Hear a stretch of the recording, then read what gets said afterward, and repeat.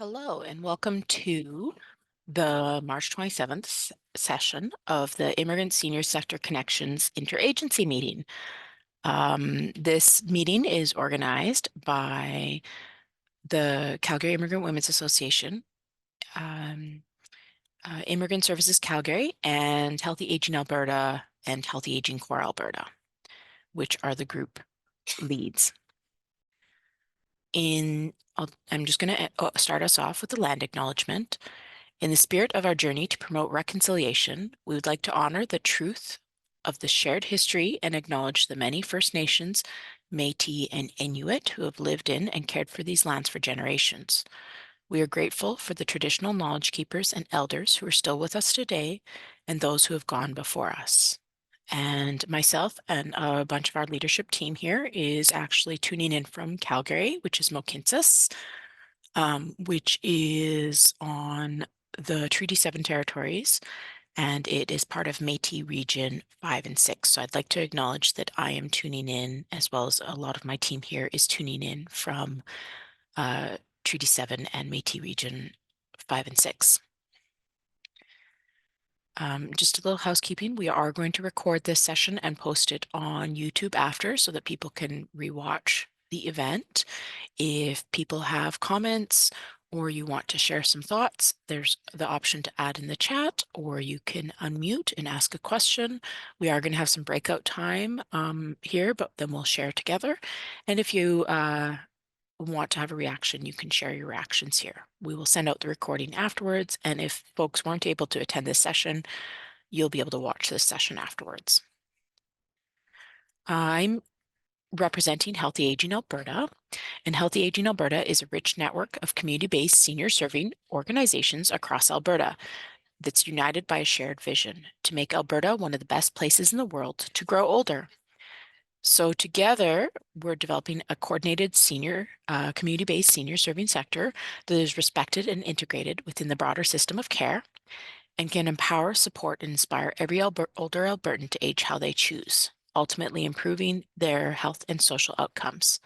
So together, we're developing that infrastructure that connects us to increase our collective impact in this sector, so we can better support all the older Albertans. We also run a platform. So Healthy Aging Alberta is backboned by United Way of Calgary and Area, and we run a platform called Healthy Aging Core Alberta, which stands for Collaborative Online Resources and Education, and it's a provincially coordinated learning platform designed to strengthen the sector and increase organizational and sector capacity through information sharing, training, mentoring, communities of practice, policy development, resource development, and collaboration. So this immigrant senior sector group is part of Core Alberta, and you can join us there if you want to have regular contact and connection, and we can share resources together and collaborate. As well, we also have Core BC and Core National if you want to connect on a more national sphere. But otherwise, if you have not joined Core Alberta, please join us, and we can continue this conversation on an ongoing basis in the Core group. This group is hosted by Calgary Immigrant Women's Association and Immigrant Services Calgary. So these are the two lead agencies together with Healthy Aging Alberta right now. And we are still looking for other immigrant serving, older adult serving organizations for across the province. So if anybody does want to take more of a leadership role, we are looking for leaders across the province to help be representatives on our team to plan these collaborative events that are connecting our immigrant older adult serving sector. Our leadership group team, so I'll just introduce everybody here. So we have Rebecca Andrada, who is from Immigrant Services Calgary. We have Azita Afshar-Janat from Calgary Immigrant Women's Association. We have Yao Li, also from Calgary Immigrant Women's Association. Then we have myself. I'm the Engagement and Communication Specialist at Healthy Aging Alberta. So I run the Core Alberta platform and send out communications for Healthy Aging Alberta. And we have Marla Cayley, which is our regional community developer for Healthy Aging Alberta. So she connects with the different organizations, and she can help you navigate your strategy and your needs and what trends you're seeing and where you want to build on that work. Also in this room here, we have Michael, who is our regional community developer for Northern Alberta, and we have Amanda, who is our regional community developer for Edmonton and area. So they are also with us in the meeting today. We have a team of 5 regional community developers across the province. So if you're not connected with your regional community developer yet, you can contact Healthy Aging Alberta and we can connect you with your representative. All right, let's please introduce ourselves. Okay, now we're going to go into breakout rooms. We have 3 main themes we're going to talk about today. That we are going to discuss settlement and employment and health and wellness. So we're going to break into 3 breakout rooms and dive deeper into these topics. And then we're going to come back and we're going to discuss together. Welcome back, everybody. Hopefully we had enough time to dive into those topics a bit. We're going to do a discussion here together in the main room. I think everybody's back.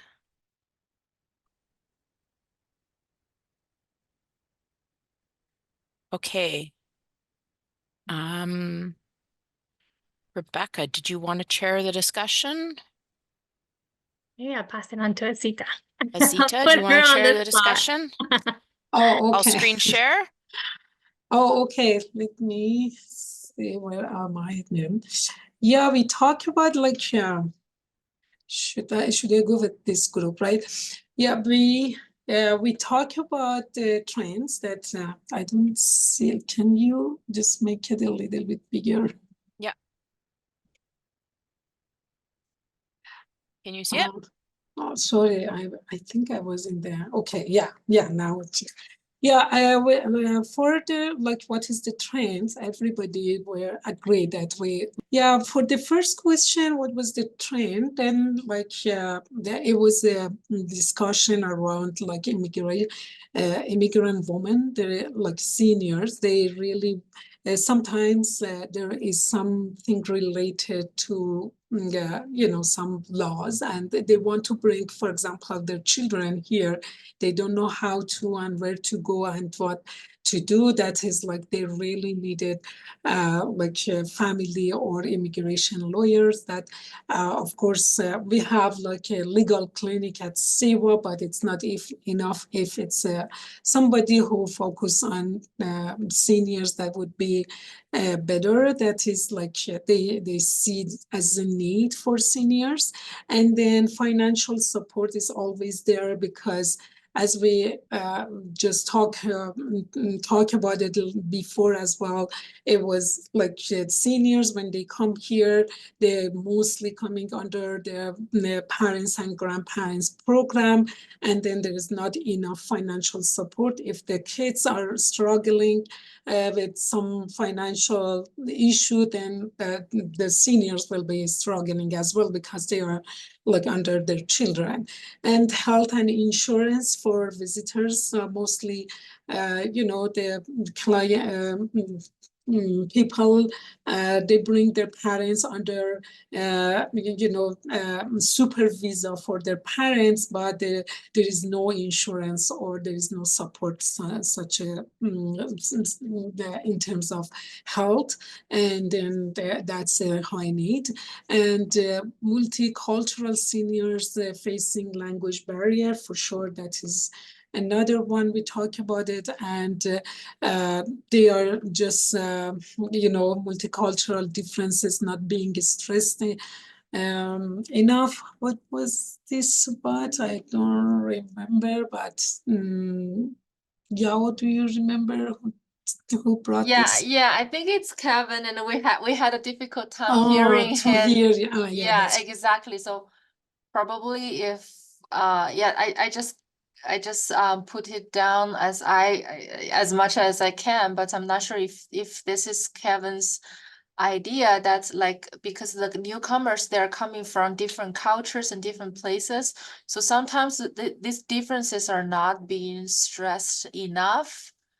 So that can be that can cause some problems in like actually help this kind of population, because they're so different. So I think the whole point is that we should be more culturally sensitive. Like we should be more, we should pay attention to their culture of origin and to provide unique and tailor-made services to this kind of newcomer senior. Yeah. Yeah, correct me if I'm wrong, Kevin. I'm sorry. I tried my best. Yeah, because we had a little bit difficulty to understand because it was like cutting up. And then he talked about like resource sharing, like if we have any organizations, regardless of their population of immigrant, like because some organizations like immigrant sectors, they are focusing on immigrant, but there is more of agencies who has resources for the seniors as well, then that is another thing that we can tap in, and then helping them to engage in community to overcome loneliness. Like, yeah, of course, we always talk about like loneliness, isolation, and if we can help them to get out of their shell and then just encourage them to participate in the activities. And then awareness, like there is lack of awareness that is newcomer seniors are just facing. And in terms of course, like Dr. Judy will confirm that, they're like mostly it's maybe about the elder abuse, like they are not, there is no awareness for the seniors to understand if there is any kind of this issue around them, mental health issue. And those things were the one that we talk about the trends. And I don't know if this, can you scroll down a little bit? I think it was, that is a multi-generational housing because of low stock, right? Like and this is a very trend, like there is no such a multi-generational housing available for seniors. And of course, job opportunity is very limited for seniors, and because of like language barrier, no employment, no and then they can't even just get involved in the community. They face with low self-esteem, and then they lose their self-esteem, and they don't have support as much. And Alberta income support is limited to some categories, not to everybody. And for the second question, was what resources and programs the agencies they have. It was from Mascan that like they have food bank, and then it's a halal food that they share with their clients, and financial, family abuse issues support. Like, did it come from Vashma as well, Mascan? I don't remember if it was from, can you come? Yeah, it comes from it's me from Muscan. So we have these supporters about navigation. Oh, okay. For all clients, including seniors, and also applying for food bank for household items, and also guide them in any section that they need. And awareness about the resources. And also we have a shelter as well. So when there is some domestic violence, so we help them with shelter as well. Yeah, thank you. Thanks for helping me with that. And then, interpretation is available. And I think most of the agencies, they have that interpretation, transportation in somehow. And then it's a very great support for the seniors. And then like we talk about like one-on-one counseling for seniors, and then everyday English for seniors, and pursuit for happiness for the seniors who are retired, and then they have some education background, or they worked and they become a retired. I think it's Loveland, correct me if it's only like they retired from in Canada, right? Like not from their home country. I wasn't sure about that. I don't. Yeah, if Loveland can Yeah, help. they Yeah, retired, yeah, from their home country and even here in Canada yeah, because Canada. it's Okay, open. both. Yeah, yeah. Yeah. And then, yeah, we have self-esteem groups that we discuss, and then Grandma's Kitchen self-esteem group, and as I mentioned, transportation support. And we didn't have enough time to talk about the last question. And the only thing was like was brought up is like coordination, and it's between the SPOs, like all service providers, mainstream providers. That's like there is something that we have to work on it. Yeah, this is what we have discussed in our group, but we didn't have enough time to continue. Thank you. That's okay. Thank you, Azita.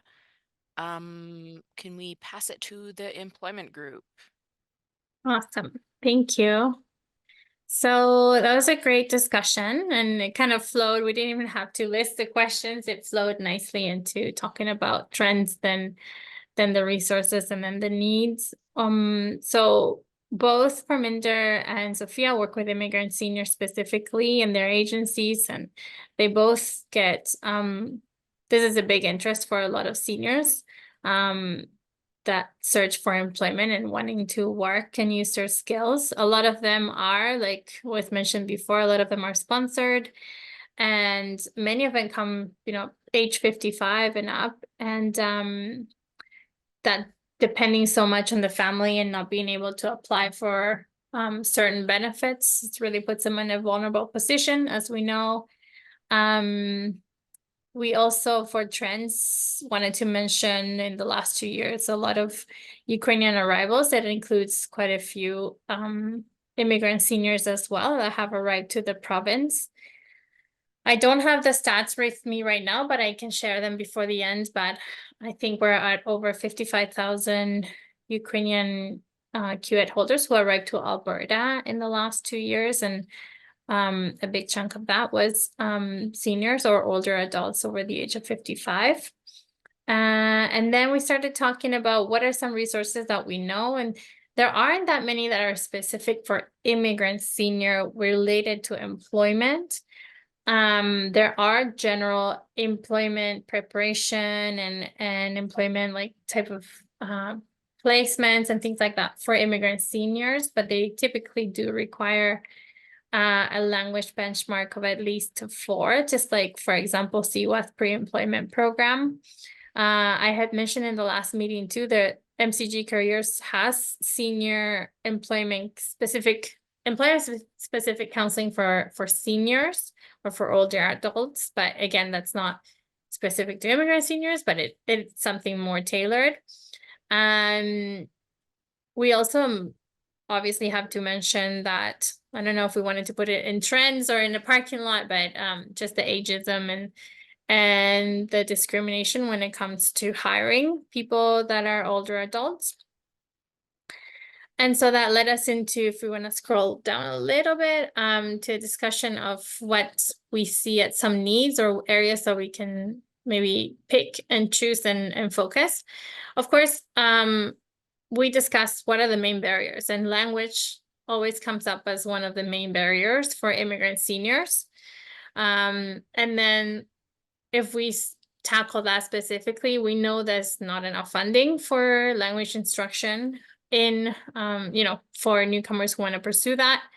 There was a huge uptake or demand, at least in the last 2 years, because we did have an influx of newcomers, to the province, and there's still wait lists to access link classes. So that's one of the main barriers that, if anything, we need some more advocacy and and hopefully more funding can flow towards that. A lack of awareness also is another barrier, lack of awareness of what's out there or how to connect to our programs and supports that can then in turn kind of decrease social isolation and help connect immigrant seniors to resources. around employment and around all of the other settlement resources that we know they could benefit from. There's a need to create more programs that are tailored to immigrant seniors, to their learning styles, and that can support them in kind of adapting to the Canadian work place, but also kind of a give and take. So like for the sector to adapt to the unique needs and unique learning styles, but also for us to have opportunities where they can learn, for example, conversation, at least English conversation that can prepare them for job interview and, you know, networking and how to sell themselves or their elevator pitch of themselves. So things like that would be really helpful. We also need more stats. I don't know if anyone has access to some, but I said that from our end, I would be able to provide stats on what's the uptake for immigrant seniors when it comes to accessing language assessment, for example. So what percentage of those accessing language assessment services at CLARC are over the age of 55? It would be interesting to see that. And same with how many immigrant older adults are accessing employment or requesting employment support. I think that's something that we need to have more visibility on, just to have the stats and to know, you know, what we're working with and where we need to improve. What else? Needing data. I'll ask my team if I forgot anything, but I think that was kind of the gist of our conversation, and it kind of gave us some ideas on where we can focus our energy next. But if Sophia or Saritza, if you wanna, or Parminder, if you wanna add anything on, let me know. I think you covered everything that we discussed really nicely. Thank you. Okay, wonderful. Thank you, Employment Room. And the health and mental wellness, health and wellness room. Do you want to talk? I don't mind talking at all. I can't see Marla. Sorry, I'm on my phone again. So I know Marla's here. She's been amazing helping me. Yeah, she's You sharing. can see the screen okay, though? Can you read that, Rose? Yes, yes. Okay. I know. I got my laptop to work as well, but I'm not going to fiddle around with it anymore. Thank you. We had a great conversation in our room about some of the topics surrounding health and wellness that actually includes, you know, mental health and well-being, isolation, and also elder abuse. We did kind of talk about elder abuse quite a bit, and I apologize, I'm very biased towards this topic. But it seems that overall the conversation was in terms of trends that there definitely needs to be more funding for programs that promote social connections, safety, promoting support for older adults, especially with those who might be in situations where they're isolated because of language barriers and inability to navigate transportation. We did have a conversation, of course, about the funding that was coming out from the provincial government about shelters in rural communities for older adults that targets those who might be victims of elder abuse. And of course, regardless of what the conversation is, whether we're talking about health, mental health and well-being, mental illness, even social isolation and elder abuse, we agreed that it was important to actually promote more education and awareness within ethnic communities about what some of these challenges are, seeing as there's sometimes a lack of understanding of what these experiences may look like and what kind of, and also a lack of knowledge from ethnic community members about what kind of resources and supports are available to them. A lot of older adults from ethnic communities might find that they are obligated to remain in their adult children's homes, for example, to look after grandchildren, to tend to household activities, even though they might be that might make them at risk of being abused or taken advantage of or mistreated. And that's because ethnic communities some of them tend to have that filial obligation, and family is very important. And talking about disruption in relationships within the family sometimes isn't something that they do because of shame and the stigma attached to that shame and embarrassment. And that's probably one of the reasons why we're also seeing trends that these instances, whether it's the decline in mental health and well-being, whether it's feeling isolated and wanting a way out of that, or being abused, that there's a really underreported incidents, and we don't really have statistics, in fact, when it comes to ethnocultural elder abuse in particular. And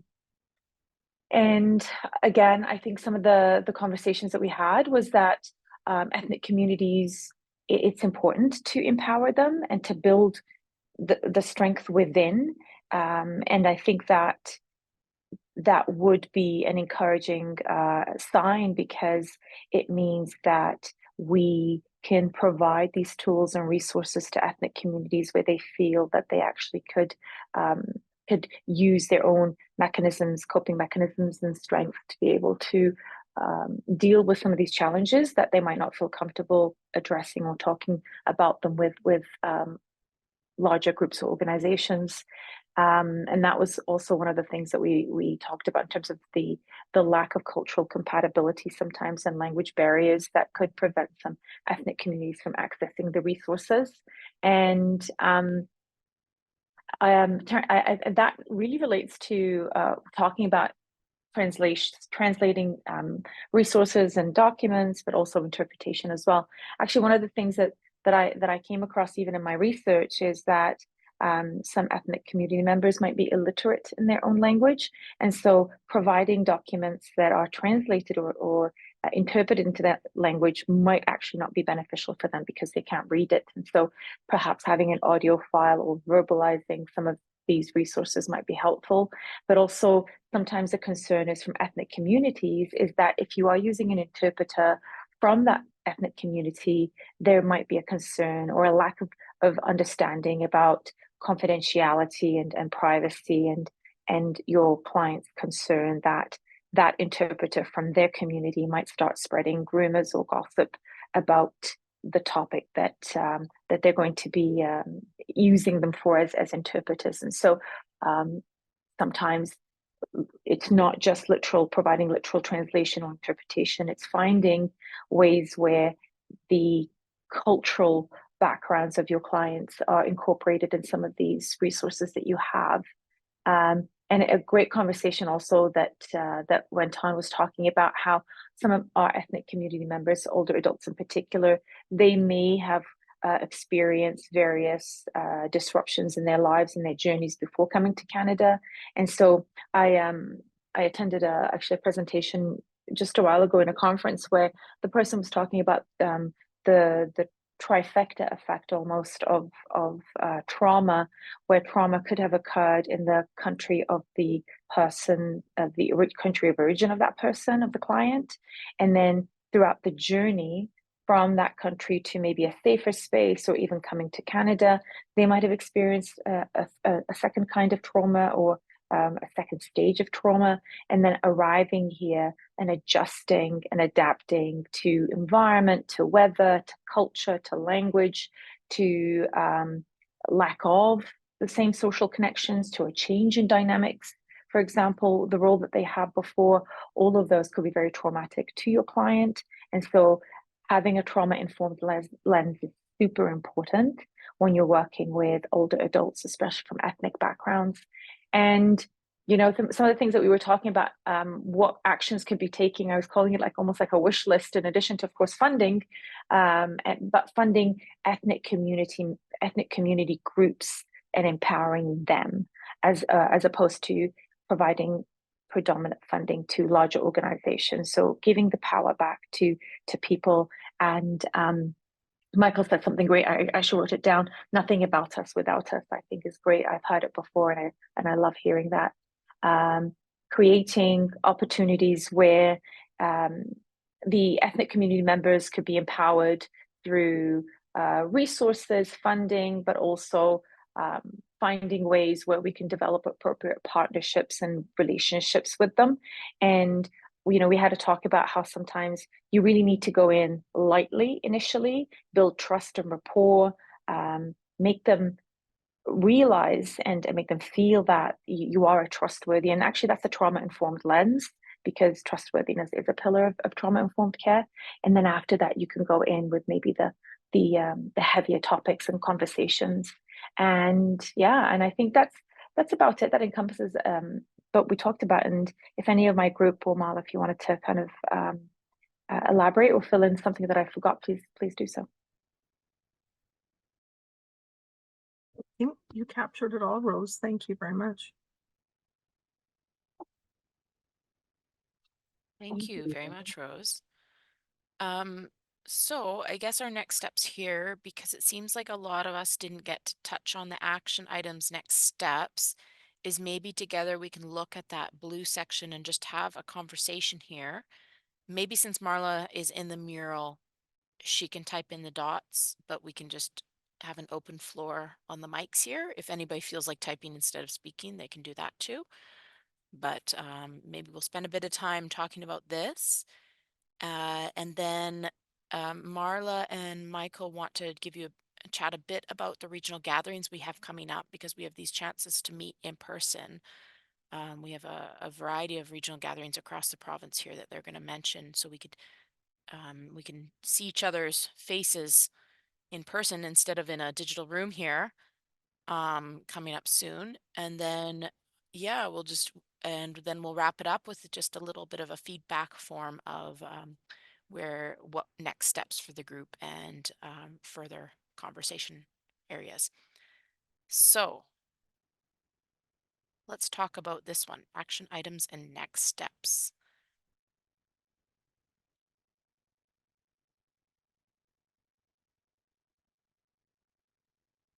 But for us, I'm just gonna go on the mural here because we did kind of put certain action items.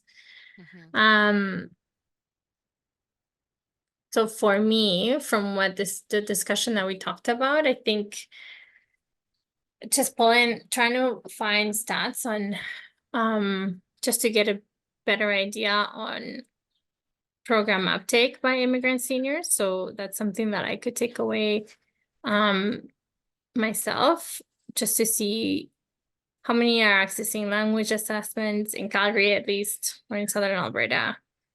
How many are accessing employment supports? Unfortunately, I can only pull that from the clients that come to ISC. But I also like one point that Dr. Jody mentioned, just to engage immigrant seniors or immigrant older adults themselves to get a better sense. So I don't know if there is already an advisory council that includes the voices of older adults, immigrant seniors, or if that's something that we need to think about. I know through the city of Calgary and maybe through CLIP, there might be something, but it would be worth exploring. And also, I think what the wellness group they were just discussing, and Dr. Judy was mentioning, like the funding for the ethnical community group, it's very, I think it's crucial. Like I can see it in our seniors when they see, like, from their own culture, they already forget about other stuff, like they chit chat, they get together, they enjoy being together. And I think just more funding in terms of ethnic groups and peer-to-peer support, or like the Sophia's program. Like I used to run that program after COVID, and we called it a senior social club. And then it was like every group, ethnic group, they had their own gathering. And it was very, very you know, they're very good program, and you can see it there.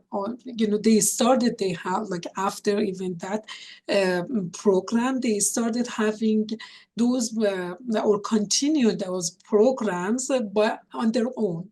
Like they had like potlucks, and then they were taking care of like the group activities, and even like the senior social club project was over and we didn't get the funding, but they started just continuing on their own way.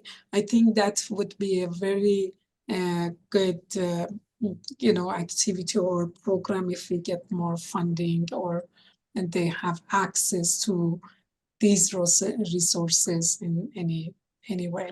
That would be very useful. Zita, it's Marla. I'm just going to make sure I have that sticky noted correctly. Are you saying like look for more funding opportunities or advocate that more funding is available? No, looking for more funding. Okay. Like I don't think there is more, you know, enough funding. Yeah. I added a postie there because Rebecca, when she was talking, the employment group had mentioned that they'd like to see more statistics around older adults and employment. So I put a note there on a post-it note about looking for the research if it's already there, or advocating for research in that area if it's not there.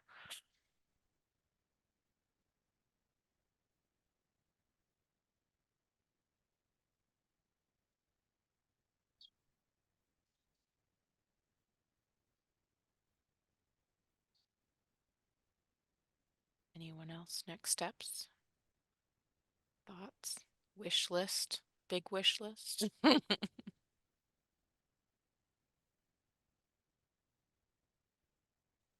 I think one more thing that we can look for it, or just we can advocate for that, is more um, English classes, like outside of that picture. Like of course, like there is link classes for the newcomers, but as we mentioned, there are the different type of category, immigration category, the seniors entering into the country, and they are not eligible for that.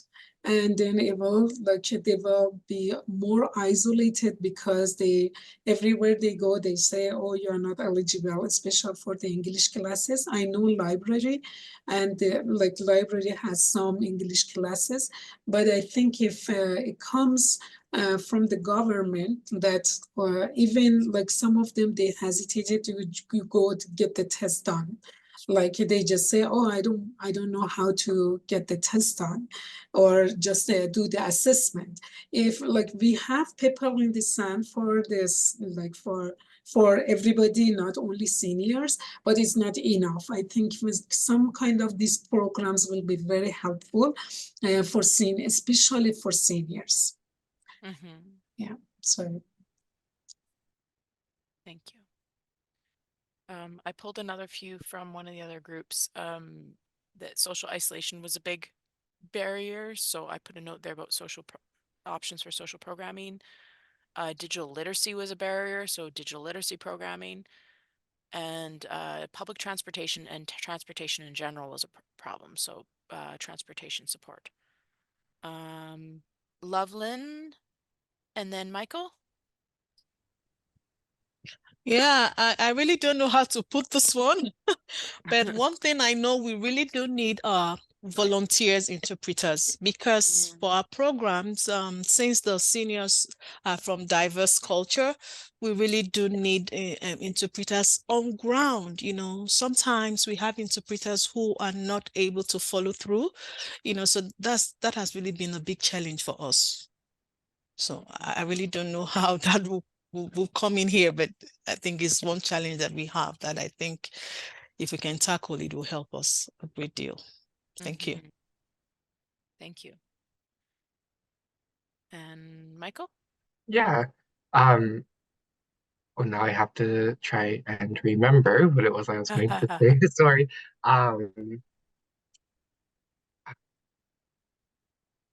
Shoot. Maybe not, actually. Volunteer interpreters?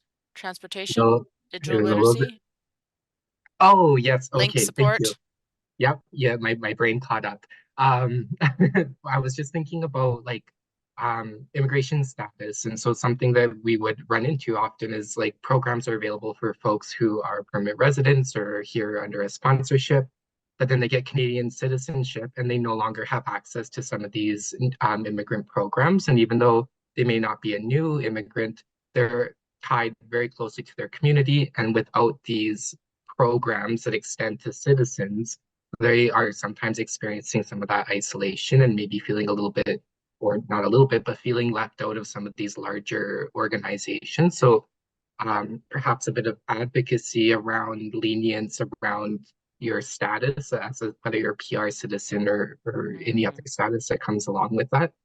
And then while I have the floor, I'll quickly say just around volunteer interpreters. So not only recruitment and retainment, but also kind of taking a look at their not quite certification, but ensuring that those checks and balances are in place, that the interpretation that's being provided is accurate and true to what is actually being said. Because often as a native speaker, translator, or as a native speaker, it's not, the nuances aren't always known as maybe a professional translator interpreter. And colloquialism and stuff like that can start to muddy the water a little bit. So I think while it's really good to have those volunteers, also those checks and balances to make sure it's accurate and true and not putting anybody at risk or harm. Yes, thank you, Michael. Azita, I wanted to have a quick question around that about interpretation. SIWA has some interpretation programs. Is any of it free or peer support for older seniors? Yeah, the interpretation supported through volunteer department is for everybody. And, for the seniors, we mostly use them for our seniors because, in our, like even for the intakes or for just joining the groups. And then we use them for the seniors.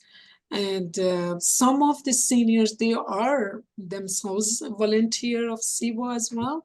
And then they helping like one another one. We have some like component, they call it like it was from before, like adopted grandma, and then like a grandma helping another grandma, or just mentoring another grandma like that. It's not after COVID, we really, because it was like one-to-one, interaction, we didn't have it that much. But we have those, the seniors get registered through the volunteer department, and then they become a volunteer for seniors as well. Wonderful, thank you. Yeah. Dr. Rose, and then maybe we'll have to wrap it up here because we're just running tight on time. Thank you. I promise I won't be too long. I'm going to piggyback actually on what Michael was saying. He reminded me of something. So one of the outcomes from the research that I've been doing so far is that I've been talking to older adults who clearly live here in Canada. I've talked to people who've been here for 8 months, and I've talked to people who've been here for 50 years, and they still are struggling. And I think, like you were saying, having that time frame where you now no longer are considered a newcomer, and therefore you cannot access, I think is absolutely unjust, because some of these older adults have lived their lives for decades just being in that ethnic community or raising a family, and they've never really had an opportunity to access or know of other resources, but they're aging here. And when they're growing older, their needs are changing with them, but they're still struggling with language, with knowing how to navigate systems. But when they come to resources and supports that say, well, you've been here for 50 years, therefore you're no longer allowed to access, I think that is a huge challenge and problem to them. And like I said, I mean, I've talked to people who've been here for 20, 30, and 50 years, and it seems that they're still struggling to live a healthy aging life because they their needs have evolved with them as they've grown older, but they still are very confused about what is available and what they can access and what they cannot. So I think that also should be considered, that we don't put actually a time frame as to how long they've been here, as long as they are an ethnically diverse person. Yes, I would second that because even through my family is an immigrant, so they've been here 50 years, and you're seeing that now as they're all older adults, navigating the systems not being suitable for those services, still having potentially low benchmark levels or even really low English levels for my auntie, zero English level. So yeah, I I second that. Okay, I think we'll just pass it over here to Marla and Michael to quickly mention the regional gatherings. Tell us about that. I've also put the survey in the chat here, so if you don't mind, please fill out our survey form. We have some notes there about what we would like to see for upcoming themes, as well as if there's a frequency that you like for interagency meetings. We currently have it on, I believe, the last Wednesday of the month. Monthly is what Rebecca and Azita were saying here. But if it's better to be every second month or quarterly, give your feedback there. So please make sure to give us your feedback in the survey, either currently or after the meeting's done. And Marla and Michael, can you tell us a bit more about the regional gatherings? Michael just shared a link for everybody, so please check that out. We do have 11 gatherings throughout the province, starting April 18th and running till mid-June. 9 of those are listed and are open for registration right now. We're just finalizing the last couple. One of the things I wanted to highlight in particular to this group is we are working with a consultant on some equity, diversity, and inclusion work within our initiative. The community as a broad sector has advocated that this is really important. And I know it would be of interest to this group. So we would encourage you, if you're able to, take the time and join us at a gathering that's close to you. There is one in Calgary, one in Sherwood Park for the Edmonton folks, one in Okotoks. And we would really love to have your voice at the table that day and provide us some feedback that will help set some of the priorities that we work on as we move forward. I don't think we had any rural folks in the meeting right now, but if anybody's watching this recording afterwards, we also have travel bursaries for folks that are maybe coming a little farther afield to a regional gathering. And can I ask one more thing from everybody, since we run out of time? If everyone could, if you have any program updates or any events coming up that you wanted to share with the group, if you can email that to me, and we'll make sure everyone gets that information. I had a suggestion.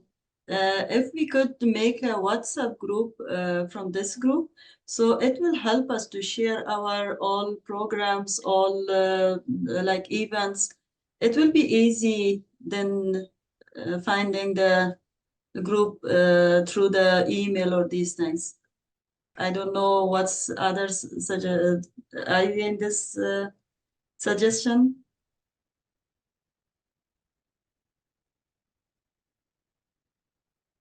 I like WhatsApp. I use it a lot. Thank you, Wesma. I put that on our little blue posty note here too. And then just a reminder, if you're not part of the core group, join us in core, because we can also share resources there as well with each other if you find interesting things that would be relevant to this. There was some conversation before about potentially a future session of Michael or Amanda or Marla, one of our regional community developers, talking a little bit about the healthy aging framework and the playing cards and digital tool. And maybe that could help guide some of these action items and next steps and give folks tools to advocate to their organizations for where directions of work need to be go. So I know that was potentially considered. So I don't know we'll probably talk a bit more about that as the leadership team. And then also, if anybody here is outside Calgary and you want to join our leadership team, or if you're inside Calgary and you want to join our leadership team, that's okay. But if you want to have a deeper say in some of the organization of this as well, just let us know. Yeah. Awesome. Thank you, Stephanie, for chairing today. Thank you.